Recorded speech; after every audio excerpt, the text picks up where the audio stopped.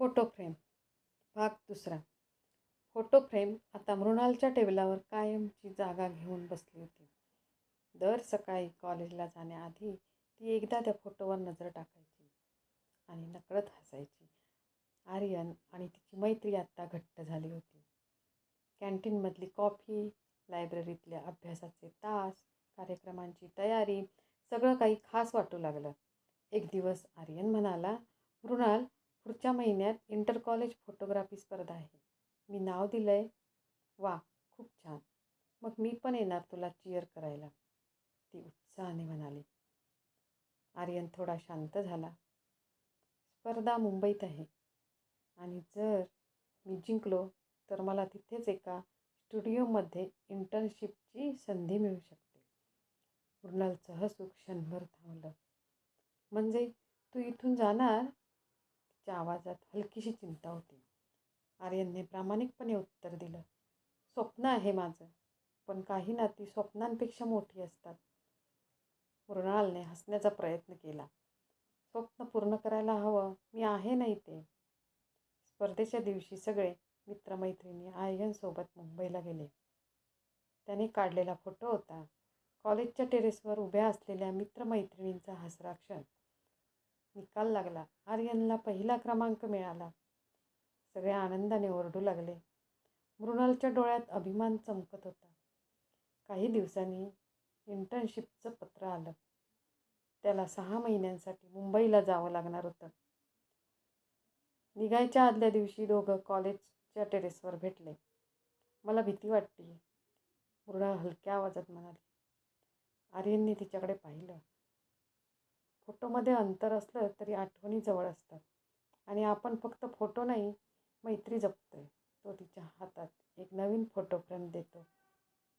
त्यात लिहिलं होतं, distance changes place, not feelings. मृणालच्या डोळ्यात पाणी आलं, पण ती हसली. जा, तुझं स्वप्न पूर्ण कर, मी इथेच आहे. 6 महिन्यानंतर कॉलेजमध्ये वार्षिक स्नेहसंमेलन होतं. अचानक मागून ओळखीचा आवाज आला. एक्सक्यूज मी, ही जागा माझ्यासाठी आहे का? मृणालने वळून पाहिलं. आर्यन, हातात कॅमेरा, चेहऱ्यावर तेच हसू. इंटर्नशिप संपली? ती आनंदाने विचारते. हो, आणि आता माझं पुढचं स्वप्न इथेच पूर्ण करायचं आहे. दोघेही हसले. त्या रात्री मृणालने टेबलावर 2 फोटो फ्रेम ठेवल्या.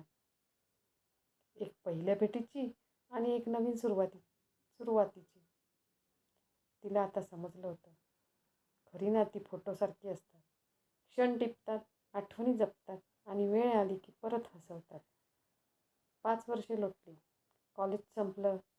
सई पुण्यात नोकरीला, नेहा परदेशात उच्च शिक्षणासाठी.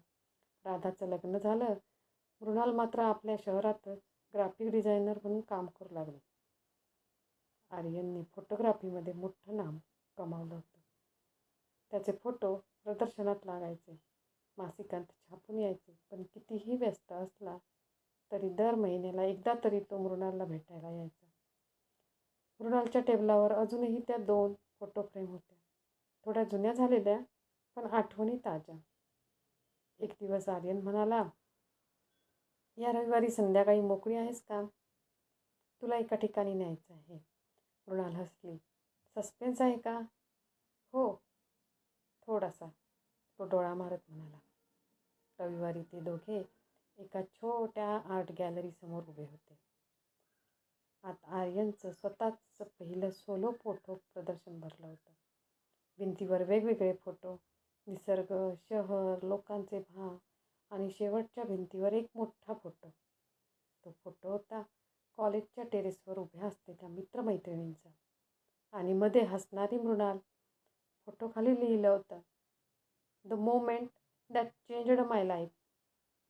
मृणालच्या डोळ्यात नकळत पाणी आलं. आर्यन तिच्या जवळ आला. त्या दिवशी जर तू त्या फोटो फ्रेमसमोर थांबली नसतीस तर कदाचित माझं आयुष्य वेगळं असतं. तो खिशातून एक छोटंसं बॉक्स काढतो. मृणालचं हृदय जोरात धडधडत होतं. बॉक्समध्ये एक सुंदर अंगठी होती आणि त्याखाली एक छोटीशी चांदीची फोटो फ्रेम, त्यात त्यांचा अलीकडचा फोटो. आर्यन शांतपणे म्हणाला, माझ्या आयुष्याच्या पुढच्या फ्रेममध्ये तू कायमची राहशील का? मृणालच्या चेहऱ्यावर आनंद आणि भावनांचा संगम होता. ती हलकंसं हसली आणि म्हणाली, हो, कारण काही फोटो कधीच बदलत नाहीत. काही महिन्यांनी त्यांच्या लग्नात जुन्या मित्रमैत्रिणी पुन्हा एकत्र आल्या. सई म्हणाली, सगळं एका फोटो फ्रेमपासून सुरू झालं ना? मृणाल हसली, हो, एक साधी फ्रेम, एक नजरानजर आणि विश्वासाने वाढलेलं नातं. तिच्या नव्या घरात आता भिंतीवर एक मोठी फ्रेम होती, त्यांच्या लग्नाचा फोटो. खाली लिहिलं होतं, some moments are not just captured, they become life. तुम्हाला कथा कशी वाटली ते कमेंटमध्ये जरूर सांगा आणि लाईक, सबस्क्राईब आणि शेअर करायला विसरू नका.